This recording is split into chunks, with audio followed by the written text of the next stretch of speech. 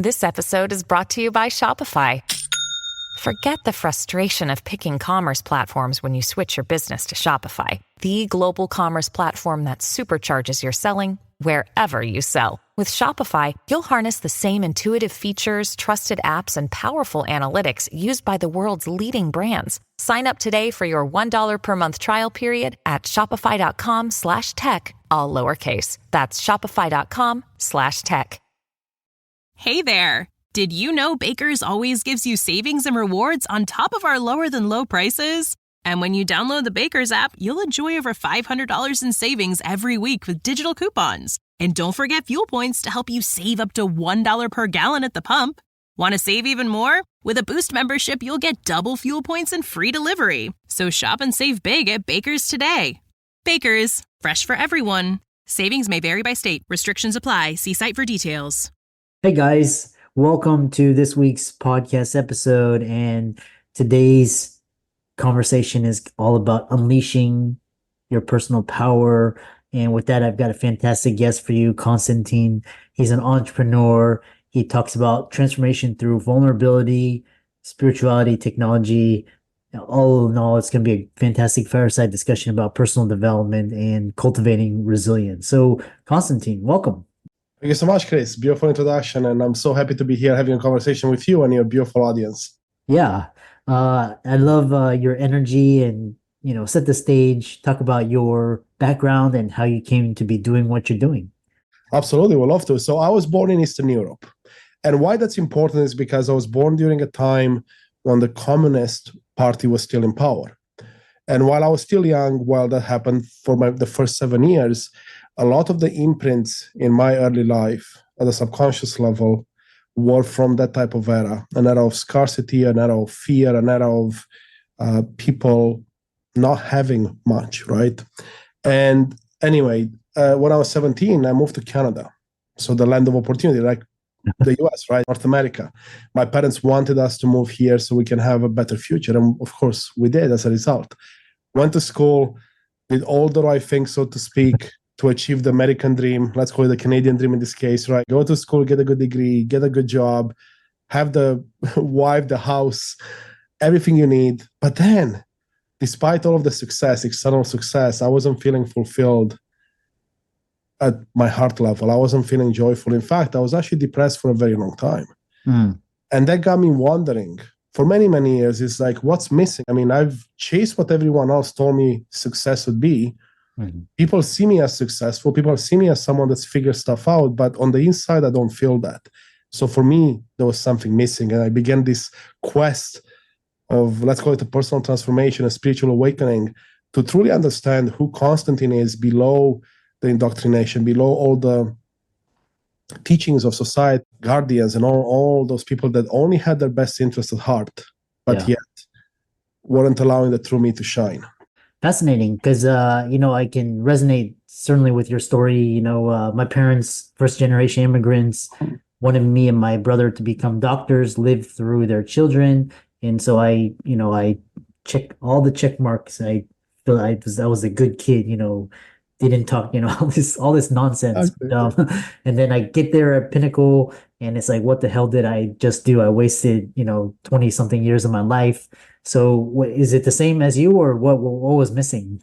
I love that you shared that, because we resonate 100%. The only difference I would say for me is I wouldn't consider it necessarily wasted. I look back at my life and I'm like, well, of everything that I've learned, or I've gone through rather, is an opportunity for me to learn. And there are many lessons in my life I didn't take, right? Like most of us, we go through life, something happens and we put it in the closet because it's too painful to look, or it might be perceived a certain way that we don't agree with initially. But what I've started doing as I've gone on this journey, it forced me, instead of seeking answers externally, which I was really good at, like reading books, getting mentors, all that, to actually seek answers internally. And what I have found is that you and everyone else listening, we all have the answers within. We just are not very good at listening initially, and no one teaches us how to listen.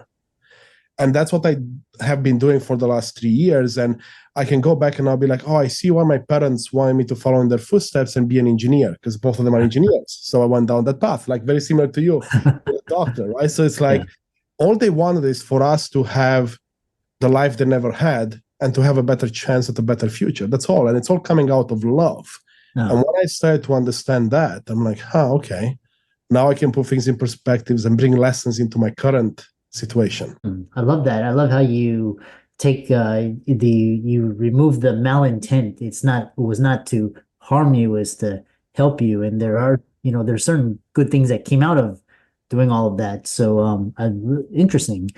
I like how you reframed it. So talking about vulnerability and growing up, especially in my family, you had to have everything, you had to have the appearance of everything together. But you talk about embracing your vulnerabilities, leading to significant personal, professional growth. And how has this shaped your approach as a mentor and coach? That's a great question, Chris. I love it so much. And I'm with you 100% again. Like the environment I grew up in was all about making sure that on the outside you appear to have everything together. Like you're the perfect family or the perfect kid, whatever the case might be. And for us, being in a communist society, so to speak, it was frowned upon to be different or to be against the system or to whatever the case might be, right? If you were different, that was a problem. Raised was to fit in society, to fit in the model or the system itself. So for me, that was common to have those expectations put on me, despite being a child that was fairly rebellious, meaning I would challenge the status quo, because if something didn't make sense to me, I was like, why am I doing it? And that's how I've led most of my life. And I had these conflicts. It's like, how do I do this? Now, what did that allow to come up? Allowed, let's call it vulnerability or authenticity, like the real Constantine to show up at times, because when I would challenge something and I would be true from my heart, they would be authentic. But to be authentic, that means you need to first open yourself up, and that's vulnerability, meaning being open and sharing your journey and sharing your experience and putting it all on the table and be like, this is me. If it's at my soccer club or if it's at work or if it's at home, that's me. Well, that wasn't the case for me most of my life because of what you described as well. I was someone that built different personas because I had this fear of rejection, fear of not fitting in, fear of being seen different. And I would have a persona, let's call it, my close family, that was the real me. But then in my professional life, I couldn't necessarily be the joker as much. So I had a different persona. And then when I was with different groups of people, I always adjusted because I wanted to fit in, and I would make assumptions like, oh, if I do this, I won't fit in. But if I do that, I will. And that doesn't allow for vulnerability or authenticity, right? Because how can you be authentic in 5, 6, 7 different personas or with 5, 6 different personas? Yeah. It's quite interesting. And, very similar is like, I got so sick of putting on these masks that I would just be like, I'd just feel more comfortable just being on my own, doing my own thing. And that way I didn't have to like fight to try and fit in and get people to like me. And it was very exhausting, so talk about, a lot of these people are starting their journey of self-discovery, personal development. How can what strategies where they start? How can they identify, leverage intrinsic strengths and passions? Where can they start? Yeah, I love the question, Chris. So what I've done over the last 3 years, especially as more people in my life kept coming to me and say, hey, Constantin, how have you transformed as far as you have? What were some of the big catalysts for you? And as I look back at my life, I identified, I want to say 3 different distinct areas that if someone were to implement in their life, they would see fast transformations as well. And I build a system around it, which is essentially the cornerstone for my coaching and mentorship. So for me, it all starts with a solid foundation. Now, all of us, I would imagine, anyone that's a high achiever for sure, will have a foundation that's fairly solid because you had to excel at something to be a high achiever. And most people listening to your show will be in that category. However, because of the society we grew up in, how things were, there are also various challenges that we've been faced in life that we haven't been equipped to deal with. And that put weaker blocks within our foundation. So what's a foundation for me? Foundation is essentially your psychology, your thoughts and beliefs about yourself, others, and the world. And mindset comes on top of that, which is where a lot of people focus initially, but then they wonder why it doesn't stick. Like you may look back, and I looked at this, it's like, oh, I read all the books on weight loss. I know exactly how to lose weight, and I'll do it good for 3 months, and then I self-sabotage. And I always wonder, why does it happen? And it always came back to my foundation. Is my foundation solid enough? And in my case, it wasn't. And in the case of everyone I've been able to help so far, the foundation has some solid backbone to it, but not enough to withstand the storms of life. So for me, it all starts with that. So it's like, how do you see yourself, how you see others in the world? And that's about reframing. Like I gave you an example earlier. So it's how do you look at things happening for you versus things happening to you? How do you get to rewire your brain? So if you don't agree with a thought or a belief, for example, one I had is, I'm not good enough, or I'm too busy. Well, I know that's not true, or I rather know that's not something I want to entertain. How do I change that? And as you start to build the foundation, you now start to build on top of it, or let's say rebuild the foundation. And the next two parts that were critical for me were about identifying my why. In other words, what's my purpose in this life? What makes my heart smile? What would I do every day without getting paid for the rest of my life? And as I sat down and identified that, more things came up, my gifts and my strengths. So my gifts are essentially what came into this life with. You can call it from a spiritual point of view. You can say, well, we came into this life with a set of gifts. They're unique to you. That's what makes us unique.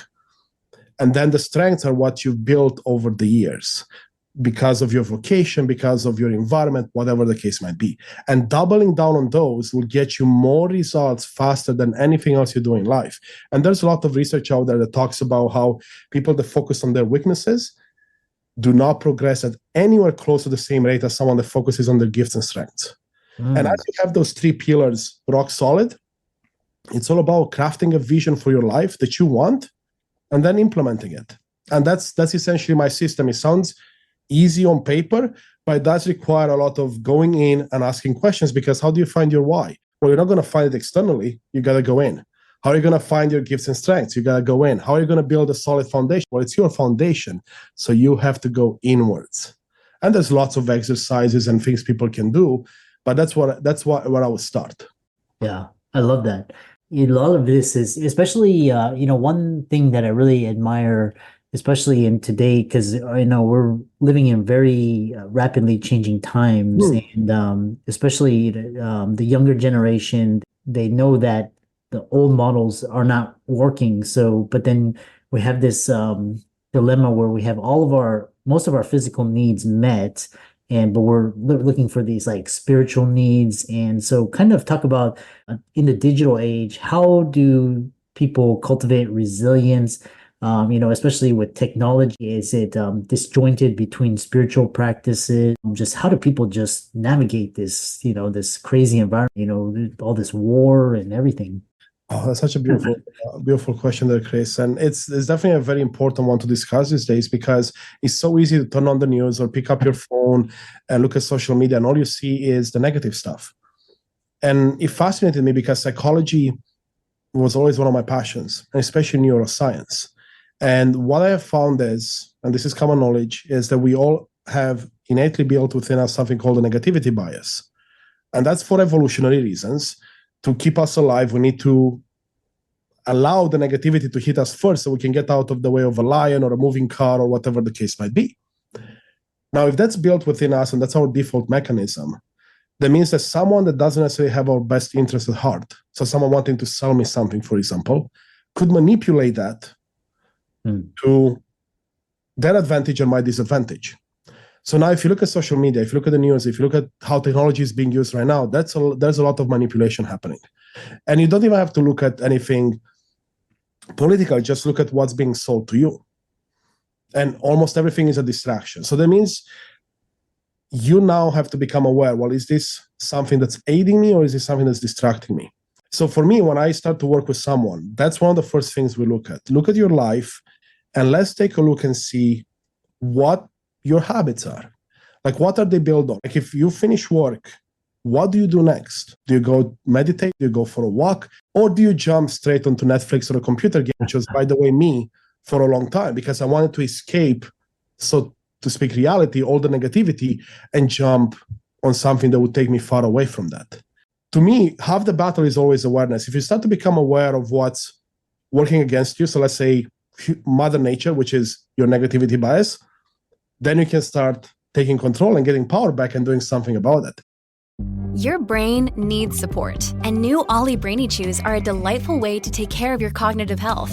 Made with scientifically backed ingredients like Thai ginger, L-theanine, and caffeine, Brainy Chews support healthy brain function and help you find your focus, stay chill, or get energized. Be kind to your mind and get these nootropic chews at ollie.com. That's OLLY.com. These statements have not been evaluated by the Food and Drug Administration. This product is not intended to diagnose, treat, cure, or prevent any disease.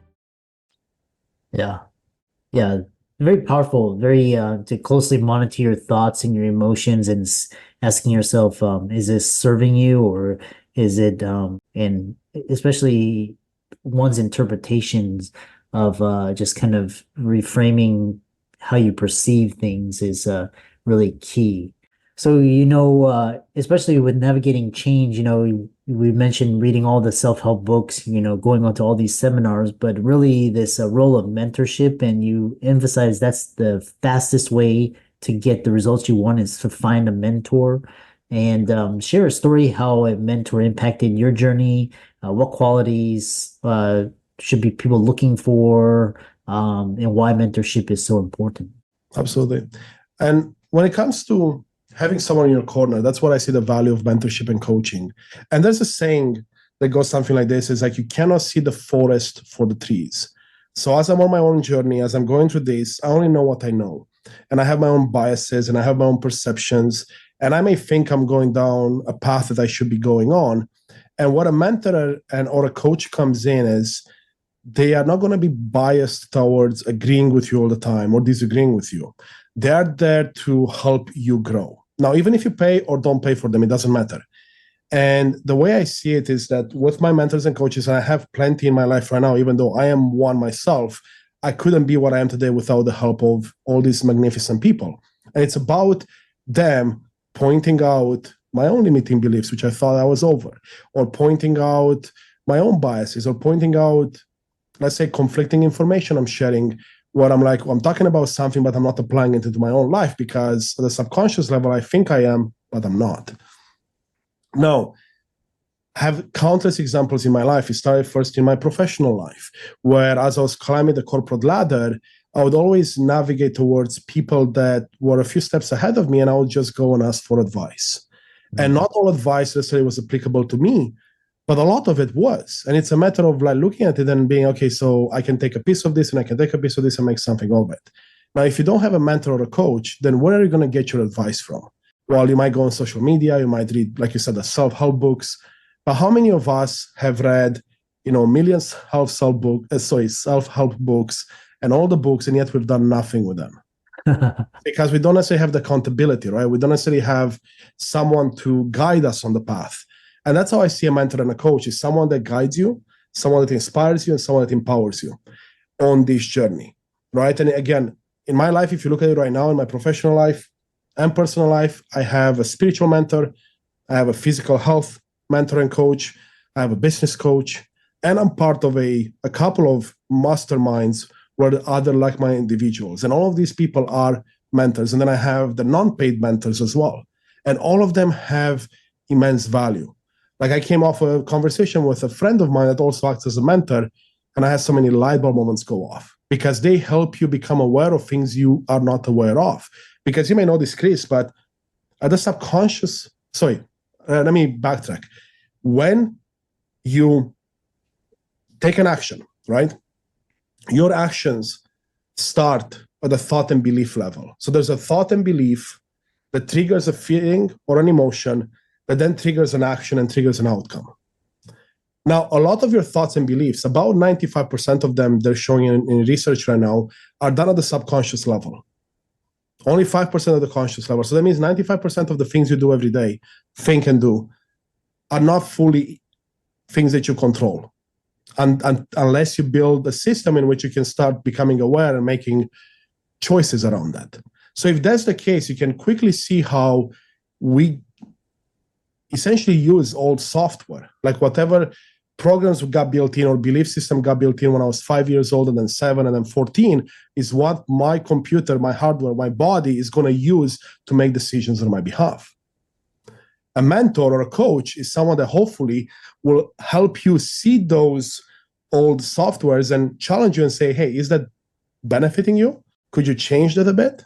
The power is back in your hands to make a change. Yeah. Yeah, I love that.